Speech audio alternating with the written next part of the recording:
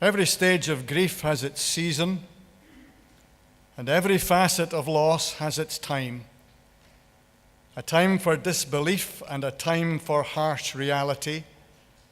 A time to know and a time to be consumed by unknowing. A time of clarity and a time of uncertainty. A time for public smiles and a time for private tears. A time to be thankful and a time of regret. A time of giving up and a time of going on. A time of living half a life and a time of wanting to live again. A time of then and a time of now. A time to feel hopeless and a time to be positive. A time of looking forward and a time of wanting my life to end. A time of faith and a time of doubt. A time for holding on and a time for letting go. A time when steps are light and a time when limbs are tired. A time of hazy memories and a time of instant recall. A time for living with death and a time for living with life. A time of fruitlessness and a time of growth. A time of despair and a time of purpose. A time of emptiness and a time of hope. A time of rage and a time for peace. That and a few other selections I'll read from my own book on loss, because all of these different times and experiences people have shared with me through the years. And it's on the basis of that and the normal way that they cope with loss that I share these reflections with you today. And we'll run this for, that's the one I want, just there. We'll run this for half an hour. Then we'll have 20 minutes or so where we'll do some work together in small groups, and then we'll have 10 minutes for questions towards the end. The Peanuts cartoons of Charles Schulz have been a source of wonder and joy and insight to many people. So, there's Lucy and Linus and Charlie Brown in the baseball park, looking up into the sky. And as they look up into the sky, Lucy says, "Well, guys, what do you see in the clouds?" Because that's the way Lucy is. She wants to know and she wants to be sure. And Linus, clever little monkey that he is, says, glad you asked. For up there I see an outline of the map of British Honduras in the Caribbean. And over there I see the profile of Thomas Eakins, the sculptor and painter. And goodness me, but there's the Bible story of the stoning of Stephen and St. Paul standing by the side. And Lucy says, "Thank you," and turns to Charlie Brown and says, "Well, Charlie Brown, what do you see in the clouds?" And Charlie Brown says, "I was going to say, I see a ducky and a horsey, but I don't think I'm going to bother anymore." People will see what they see in the clouds. Their story is their story, their picture is their picture. But sometimes it doesn't feel as good or as clear or as certain as somebody else's picture. So they stop telling their story because they think what they see isn't right, or isn't good enough, or isn't clear, or can't be articulated. People will see what they see in the clouds. That's their story. That's their bereavement journey. And as a consequence, no matter how many people are looking into the same sky, they all have a story to tell because they all have a picture that they see. And it's our task in pastoral care not to say, there is only one picture. And not to say, because I've got the picture right, I think you should see the same picture as me. But to say, what picture do you see? And if it's a ducky and a horsey, then so be it, because that's the story that they need to tell. Dealing with bereavement in our society is difficult. There are no books we can read. Well, there are books we can read, but there are no rule books that we need to follow. Bereavement is a big part of our life. Every third person that you meet, every third person round about you today has had a recent bereavement in their family, in their community, in their circle of friends, in their club, in their church, or even someone whose death has impinged upon them through the news or the TV or the radio. Bereavement is an integral part of our lives, and so it is integral to our pastoral care, and as such should be dealt with perhaps more seriously and with more confidence than we appear to have at the present time. There is no textbook for grief.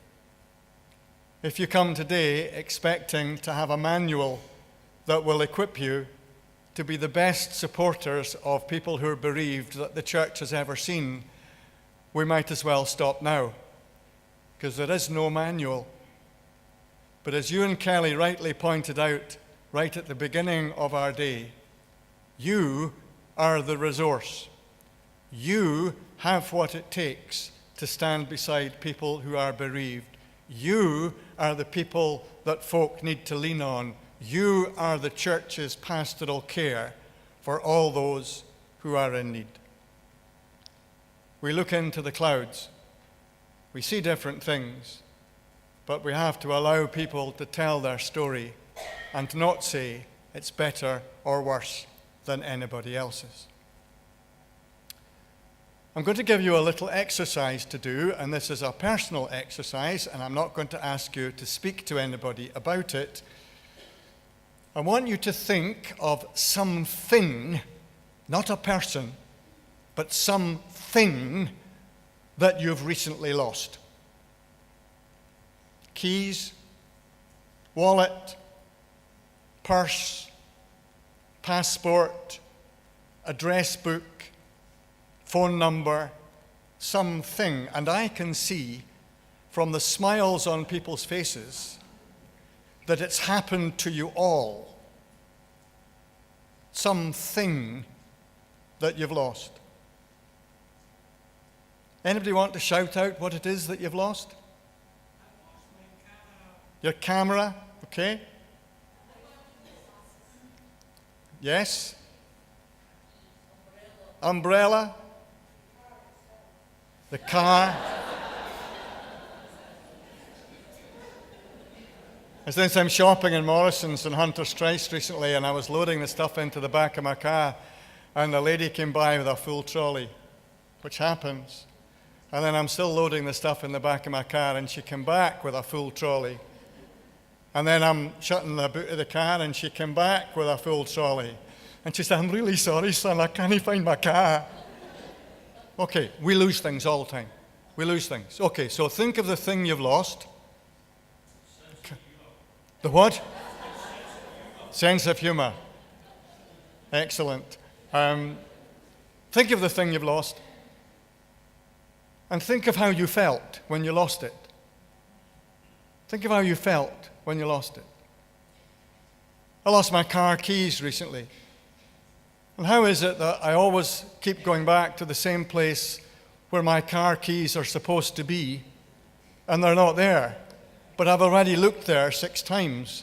So why do I keep going back? Why does my wife say to me, and there's at least one person in this room today who knows my wife, why does my wife say to me, "You'll find it in the last place you look"? Or, really helpfully, if you remembered where you'd put it in the first place, it wouldn't be lost. Do I deal politely with my wife when she says that? Certainly not. So, how did you feel when you lost something? Panic, right, okay, panic, yeah, okay. What? Angry, all right. Oh, and all that. Self-doubt and confusion, yeah? Okay. You're normal people. You feel these things when you lose something. You feel anger, you feel self-doubt, your self-recrimination, you feel failure, you feel you're an idiot, you've let people down, you're going to go to a meeting without your papers and people are going to think you're not properly prepared and you beat yourself up over it. You have normal feelings with the things you've lost. Why is it then, when we deal with people who are bereaved, we think that what they're feeling is in some way strange or peculiar? The feelings they have in bereavement are exactly the same as the feelings you've just thought about when you've lost something. Exactly the same, because they are human beings and they're reacting to loss in a normal human way. So, the first thing we learn about loss is it's a common experience. It happens all the time. Things and commonly people. And the feelings of loss are common to us all. They're not in some separate category which make bereaved people different from you and me. They are you and me going through that particular bereavement. And as we'll look at in a little while, their reactions to loss, all the reactions to loss, are normal and fit into normal patterns of a human response. That's not me, either the little baldy one who looks petrified or the Grim Reaper, but it does indicate that in one way or another we all have to face the reality of death and we all have to deal with the reality of bereavement. So I'm going to touch on 3 misconceptions about bereavement that have come to me in the years that I've been working with bereaved people, both individually and in bereavement support groups. 3 misconceptions that slow us down or create self-doubt within us about how we can offer pastoral care to those who are bereaved. And the first misconception is this: that reaction to loss is always linear, that there's a pattern, a predictable pattern of response to a death. When Elizabeth Kubler-Ross published her book on death and dying, she expostulated the 5 stages of grief, which in her research were what people were experiencing in a terminal phase of their life and following a bereavement. And that's fine. For the first time, she pinned down people's reactions to loss, which is okay. But the problem with that is that it was then taught to professional people as the only understanding of the way loss manifested itself. That it has to be in predictable stages, one following on from another, and you can't get to stage 3 until you finish stage 2.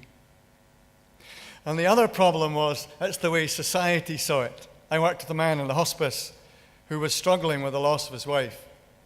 And he'd been to his doctor, he'd actually seen a psychiatrist, and he came to me looking very proud and smug. And he said, "There's nothing you can do for me because I'm stuck at the 4th stage of grief." My granny had an expression that there are some people who enjoy bad health. And he was one of those. He now had a label that allowed him to say, "I don't have to move on, even if you think I should." And thankfully, in more recent times, bereavement theories have moved on to a more flexible approach. There are several theories, and I'm not going to go into theories today, but there are several theories. That's the Kubler-Ross one.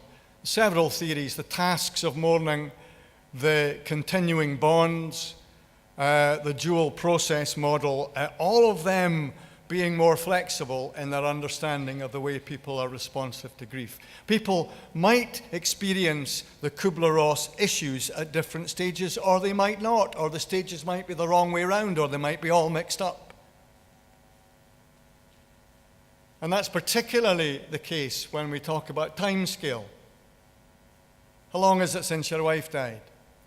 18 months. And you're still not over it.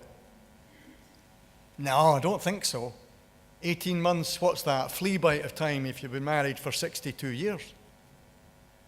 So we need to be, as carers, more aware of the flexibility of the way people respond to loss. And thankfully, the theorists have come up with more flexible models. The continuing bonds model, for example, is simply that.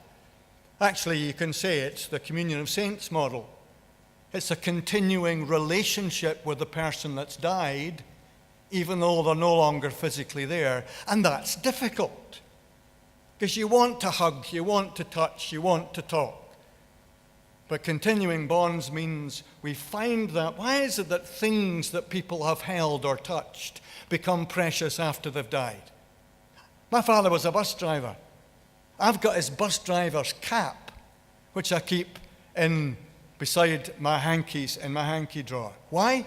Because it was my dad's. So, continuing bond with my dad, that's one of the ways it works for me. The dual process model. I was talking to somebody about this earlier. We live in two worlds. We live in the world of coping and the world of sorrow. And we give ourselves, or should give ourselves, permission to move from one to the other. So, you go back to work after a bereavement, and you function. And then you cry on the bus on the way home. It happens because you're moving from one world of coping to another world of sorrow, the dual process model. And that one says, Strobe and Shute tell us that we need to take time off from grief in order to enjoy life. The number of times people have said to me, I shouldn't enjoy myself because I'm bereaved.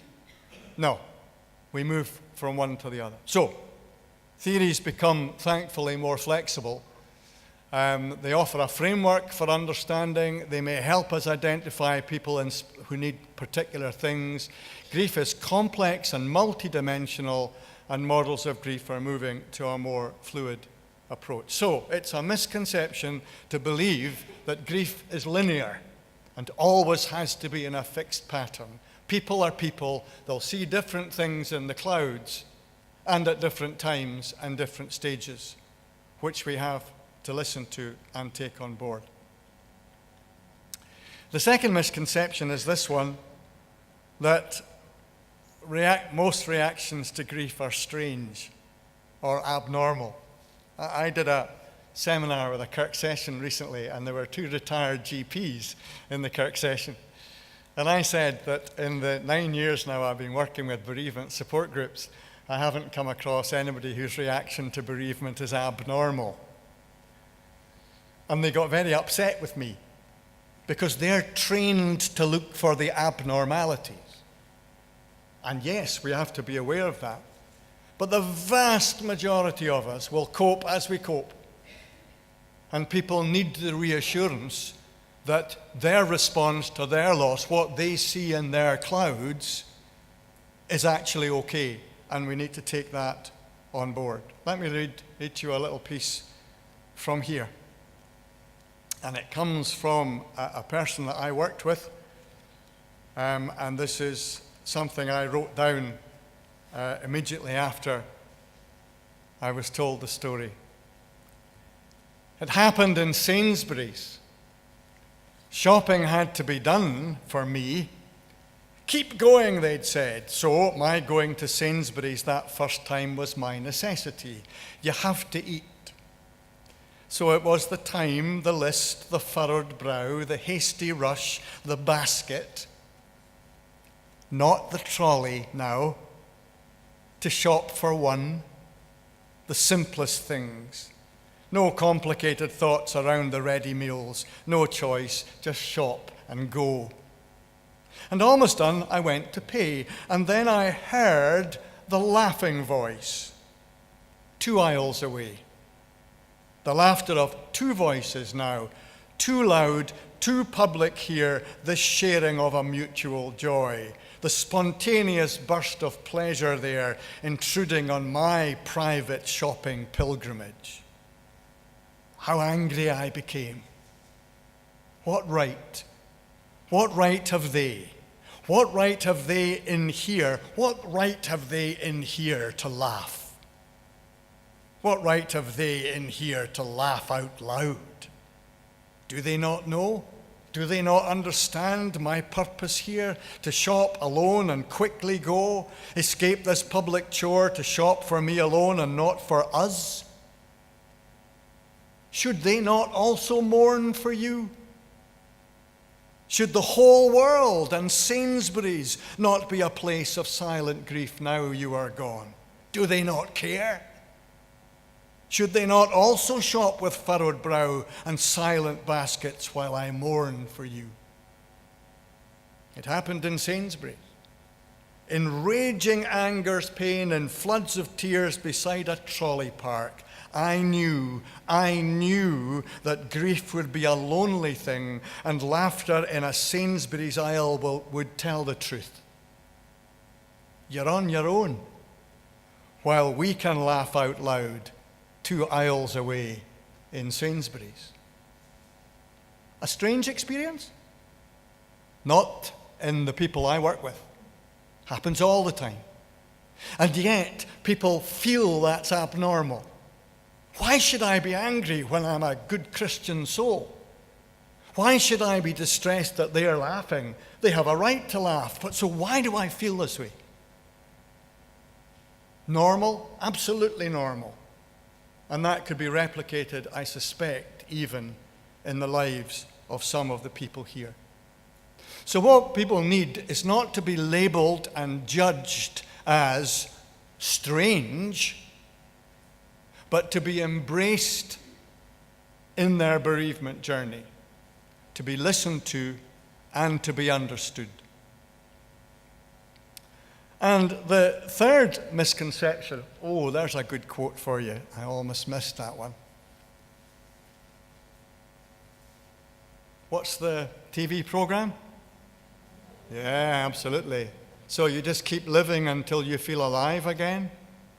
You take nothing away from this session today, write that down. You just keep living, functioning, doing stuff until you feel alive again. It's clever. I like that.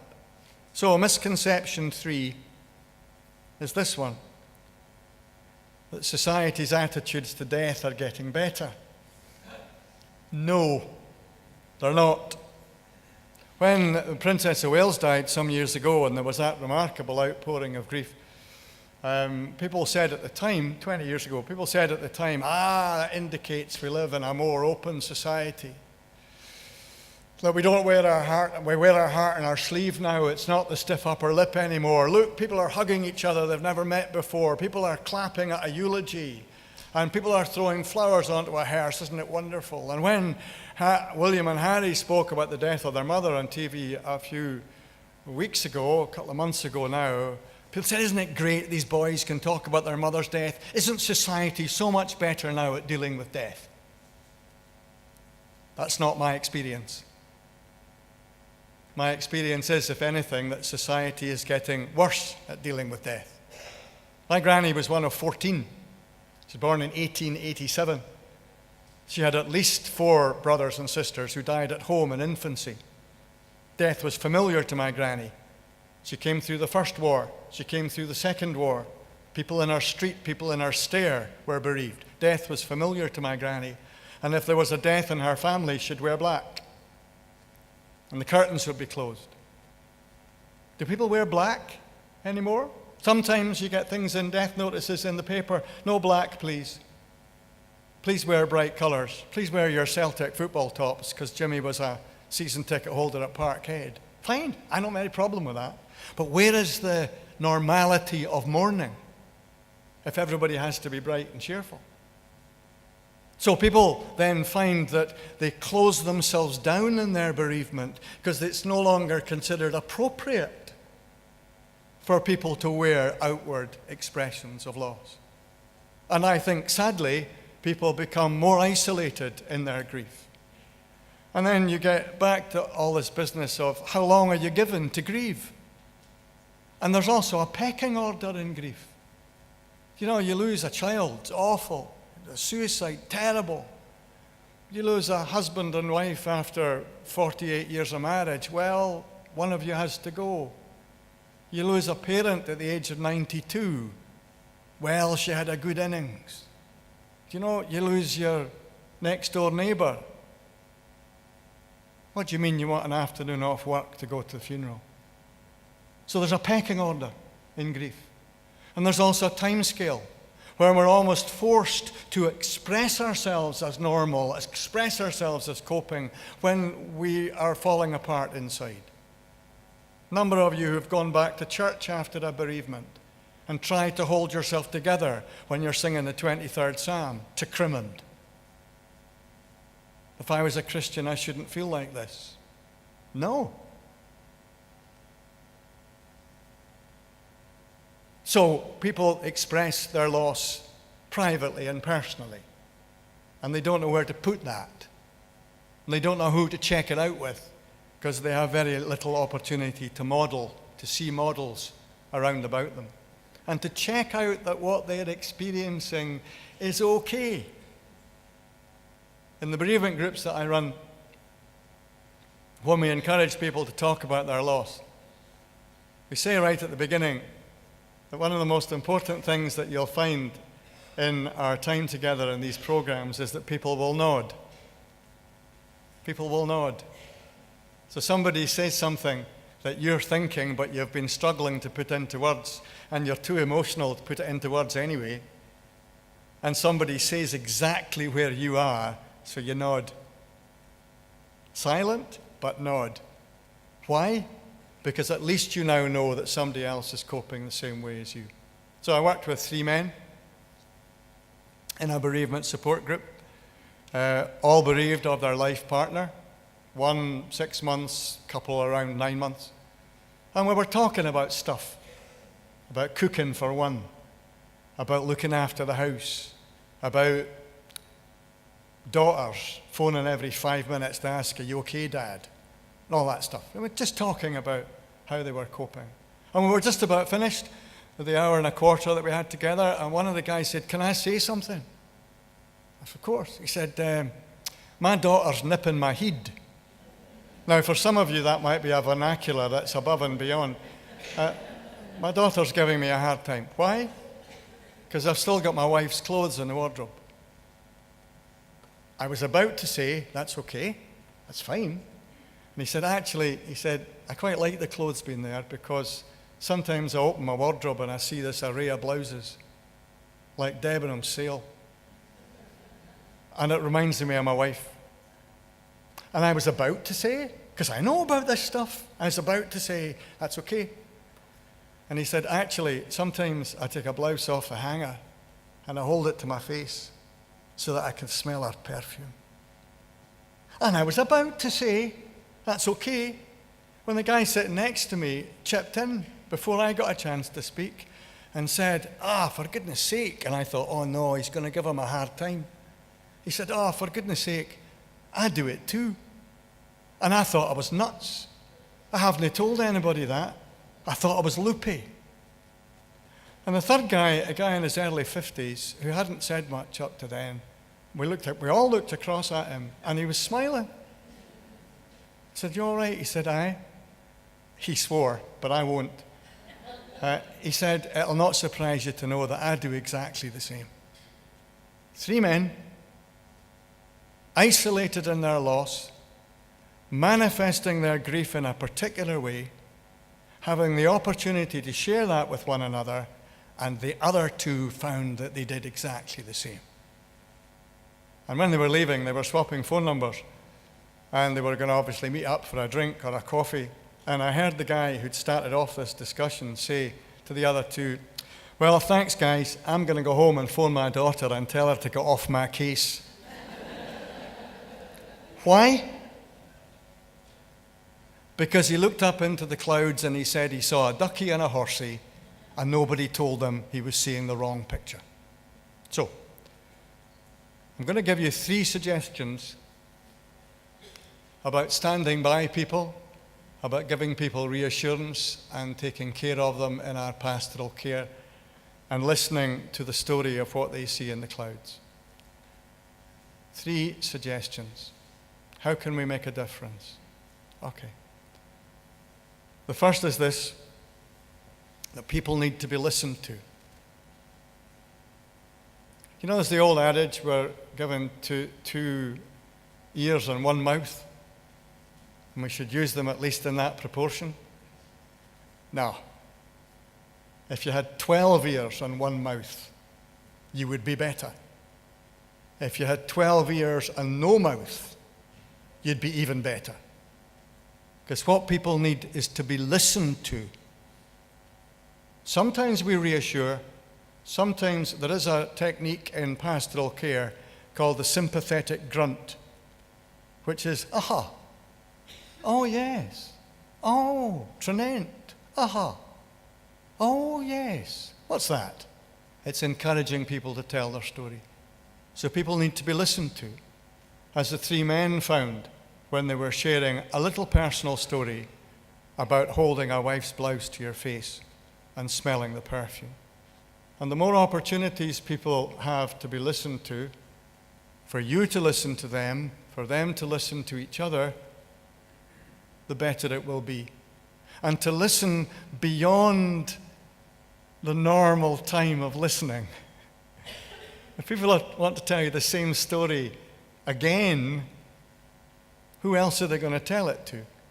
If people want to tell you the same story 2 years after a death as they did the week after a death, fine. Who else are going to be listening to them? So people need to be listened to and not spoken at. We don't have to fix things for people. We don't have to make it better. We don't have to tie it all up with red ribbon. But people need to be able to tell their story. And you might think that nothing's happening within that. But actually, as John Swinton was saying earlier, we are valuing them as the person that they are and giving them the reassurance that they need. So, if they have a story to tell, if they open their box, if they have the opportunity to talk, we have to say, this is okay. Have confidence in me, and I can listen to you. The second thing is that when people have a bereavement in their life, it's not just loss that they're dealing with. It's the question of who am I now for my future? I spoke to a lady. I conducted the remembrance service at St. Andrew's House yesterday morning, and spoke to a lady afterwards about the death of her husband, because that's what she was thinking about during the remembrance. And it's 2 years since he died. And she said, what I've had to do is recalibrate my life. Recalibrate my life. Find a new way of being, a new way of understanding who I am and how I face my future. So what bereavement does is to throw that question into sharp relief. Who am I now without my parent? Who am I now without both parents? I lost my mother and father 20 years apart. When my mother died at 58, I still had my dad. My dad died at 82, and I was orphaned. And I was 51. I did not want to be the senior one in my generation. Actually, my sister's older than me, but I'm still the senior one in my generation, I tell her. So it throws the question of who am I now? Who am I now at the age of 25 when I've only been married 6 months and my husband's been killed in a road accident? Who am I now? Who am I now having been married for 62 years when we've been like that together? Who am I now? I've never lived on my own. And anyway, the person that I always shared my life with isn't there anymore. Who am I now? Questions about meaning and purpose, and indeed about faith and facing the future. And that has a profound effect on people's mental health. Not just mental health in terms of illness, but mental health in terms of well-being, when the pack of cards that they were normally familiar with has come tumbling down. And the third issue is this one, the permanency of loss. People ask me all the time about timescale. And I say there is no time scale in loss. So I'll tell you a wee story just to conclude and then get you to talk together. When I was 8 years old, I have one sister whom I've mentioned already. My sister is 2.5 years older than me. And through all our childhood, we got on reasonably well, apart from on the odd occasion when we had a row. That's what happens with siblings. And my mother had asked my sister and I in pre-central heating days, because some of us can remember that. I said to my grandchildren yesterday, do you know, I remember when we had no TV. Don't think they wanted to hear that. So we were asked to take the hot water bottles up to the bedroom. And my sister and I had a row. My sister got angry with me. So she threw a hot water bottle at me. And the top came off. Ooh, I like the sympathy. And I got scalded all over my head. And my mother, responding to my screams, came running upstairs. And I'm told, I have no memory of this, but I'm told I wore a little knitted jumper with popper buttons across the shoulder. And in her panic, she tore it off. And it tore my neck because I was scalded. I don't remember.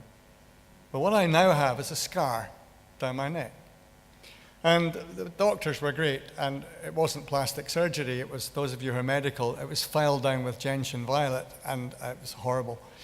But it's been there. And the doctor said to my mother, it'll not bother him until he gets older and starts to shave. And that was true. It's not the reason I have a beard because I can't be bothered shaving, but it's there, and it did bother me when I started to shave. So, you wouldn't have known that unless I'd told you. So that's part of my story. That's a mark I have from 61 years ago. 61 years ago. And most of the time I don't notice it. But occasionally I catch myself in the mirror and I think, pardon the French, damn, I'm not perfect.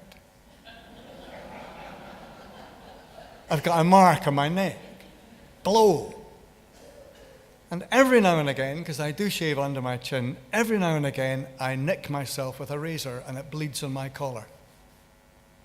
61 years ago, and it still bleeds on my collar from time to time. And that's the way it is with bereavement. Bereavement is permanent. It leaves a scar. It becomes part of us. Our lives grow around it. To some degree, at least, we come to accept it because it's part of who we are. But sometimes we see ourselves and say, I wish that hadn't happened. And we have a bad day because life has not been the perfect, rosy life we would have liked. And I'd like my mother to be back, or I'd like my sister to be back, or I'd like my friend to be back. And every now and again, it bleeds on your collar. Every now and again, for no reason at all, it bleeds on your collar. For me, after the service at St. Andrew's House yesterday, I was in tears in the toilet. Why? Because there were bereavements bleeding on my collar that had come to the surface again through that particular event. So, loss is permanent. We live with it. We absorb it. It becomes part of us. We carry it with us. And every now and again, we'll be reminded of it in a more acute fashion. We will learn to live life again. We will learn to follow the lights into the future, but we will take the bereavements with us as the future goes on. So, from misconceptions to making a difference. Facing the misconceptions, being caring and understanding still, finding new ways to care, believing in ourselves, and knowing that our care actually makes a difference. So, we're dealing with bereavement. We're dealing with the misconceptions. We're dealing with what we can offer, and we know it makes a difference. What I'd like you to do is, if you have your Learn publications to hand, then to go to page 79. And for a little while, there's 3 questions at the top of the page. How do we cope when the care we offer doesn't appear to be making things better? How do we deal with that? What's it do to you? What does it do to our relationship with people? And how do we deal with wanting to give up when our caring doesn't seem to be achieving what we want it to achieve? And how easy is it to respond to deep feelings? Page 79, girls. How easy is it to respond to deep feelings? So I worked with a man in the hospice whose wife was dying. She was 27. He was 30, and they had 2 beautiful children. He was a Roman Catholic, and he called me Father Tom, and I never argued. And I met him in the conservatory one day, and he'd obviously been crying. And he came up to me, and I don't like my space being invaded, but he came up to me there, and he swore at me. I'm far too polite to tell you what he said, but you can imagine all the words that you can think of, and all the words that you wouldn't like to think of. I got them all. And they were all addressed to my God, because he was angry. And in that instant, I wanted to make things better. I wanted to fix it. Or I wanted to defend my God. Excuse me, let me explain theologically what the significance of suffering is in the lives of humanity. No, I don't think so. So what did I do? I hugged him, because I had nothing to say. I hugged him because I had nothing to say. And I remember I was wearing a pale blue shirt, and my shoulder was soaking wet with his tears. And when after a good 3-4 minutes, he was finished with hugging me, he was a bear of a man, he drew back from me and said, "Thank you." Because somebody had entered into his world of distress without trying to fix it. So how do we deal with that? How do we deal with the anger? How do we deal with God being called well, I won't even say. And what structure? Is there anything in your local church that would help with this? Or if not, what could help? Or where would you start? So, take a few minutes.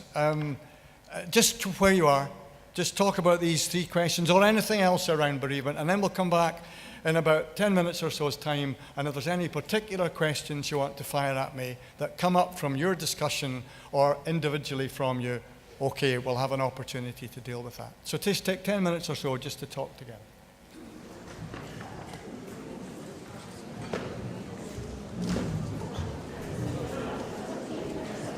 So let's see where we are.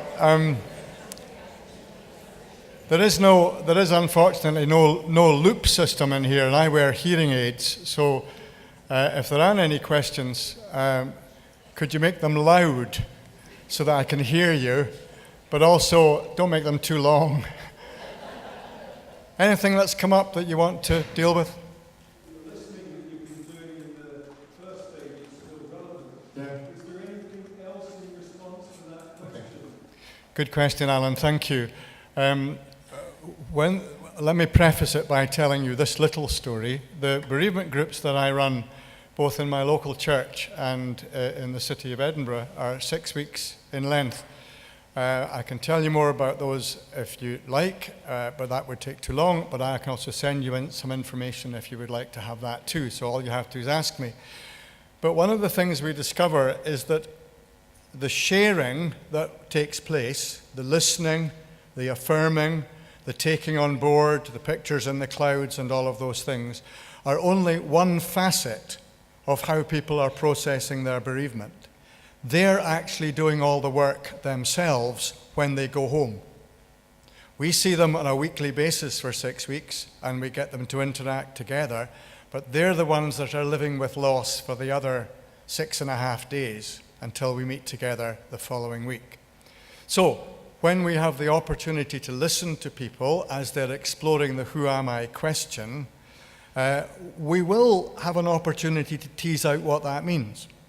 For example, if somebody says to you, I don't know who I am now that my husband's gone, because we were married for 54 years and I felt that half of me's been torn away.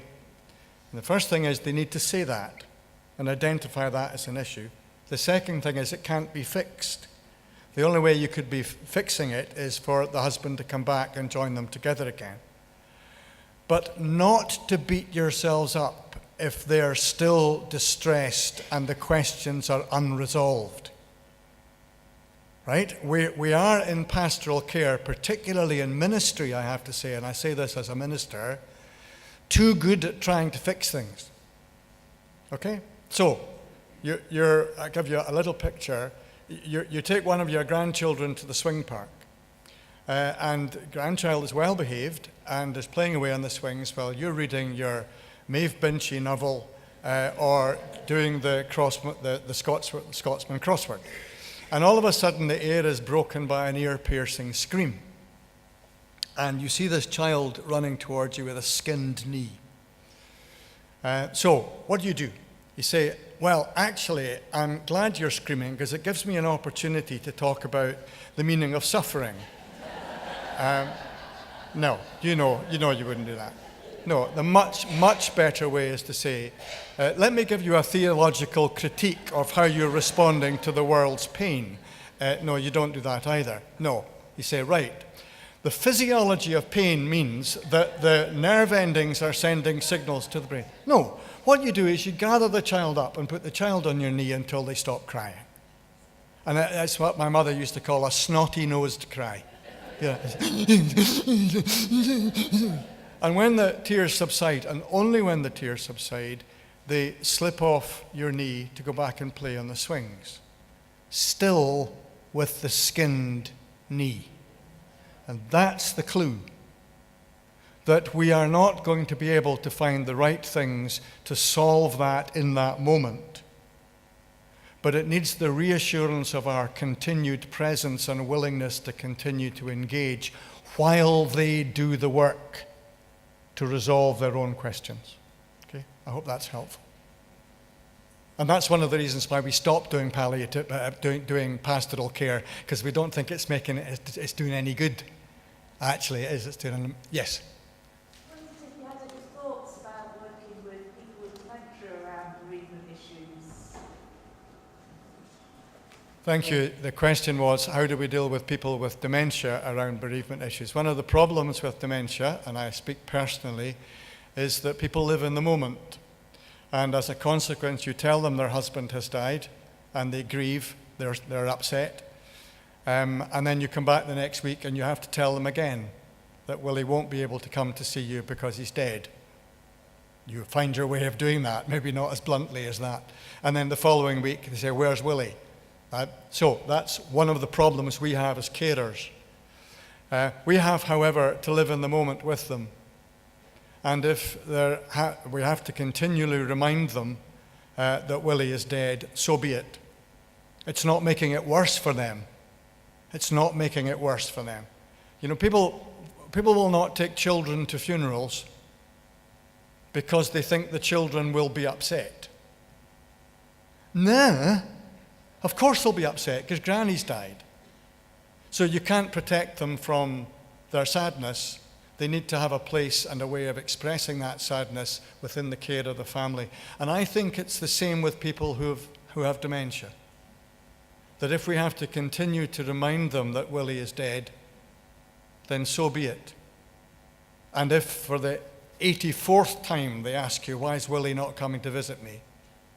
And we have for the 84th time to say that he's dead, and for the 84th time they're upset, then that's where we have to be. That's my response. I hope that's helpful. Come back to me.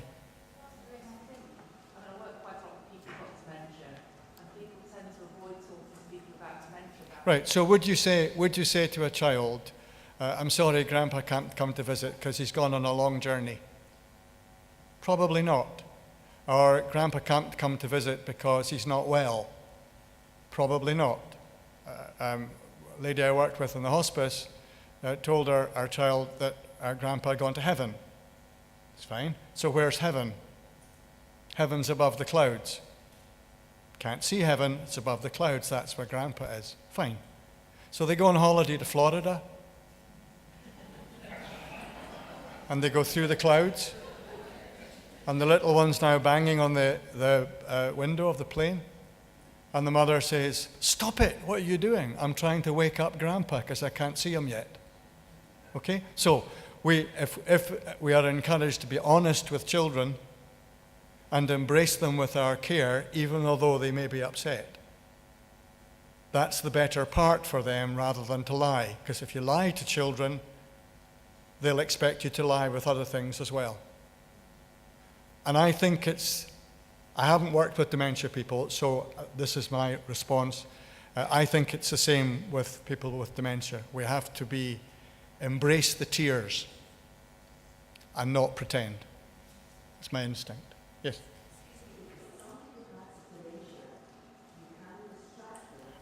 Absolutely, 100%. I agree with that, 100%. I think we have to find our own way, and we as carers, as family members, will know a person with dementia better than anybody else does. So we have to find our way. My aunt that I mentioned earlier always asked where her brother was, my wife's father, who'd been dead for many years.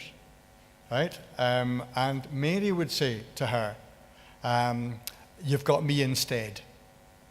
Right? That was her way, because she couldn't bring herself to say, "I'm sorry, my dad's dead." She couldn't do that.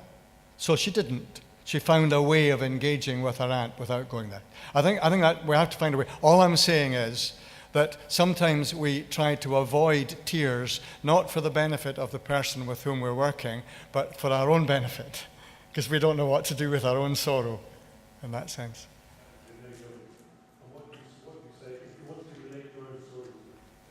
Okay, be careful of the phrase, "I know how you feel." In general terms, it's a phrase actually that people will interpret as being pushed away rather than being embraced. That's a generality, but it's worth saying.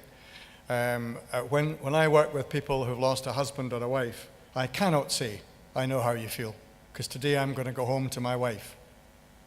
At least I hope so. And she'll have my tea on the table. Probably not. I think I'm on cooking duty today. Pat, don't tell her I said that, because I'm in dead trouble. So I can't say I understand how you feel, because I don't. So in general terms, be careful of that, because people do it, and this is what people tell me. They feel pushed away by people offering that. It's okay to tell your own story, provided it doesn't become about you rather than about them. I will share stories in our bereavement work about the way particular deaths have affected me. And the ones I talk about are my mother and my father. There are deaths that I can't talk about because I would get too upset. But these are the safe ones for me, so that's okay. But mostly, I think, in general terms, empathy is communicated not actually by what we say, but about how we're responding to what other people say. Right? For example, touch is important. You can overuse touch, but touch is important. Silence is important. It's okay to be silent and let people then find the words that fill the silence and not your words. I'm not good with silence, but it's an issue.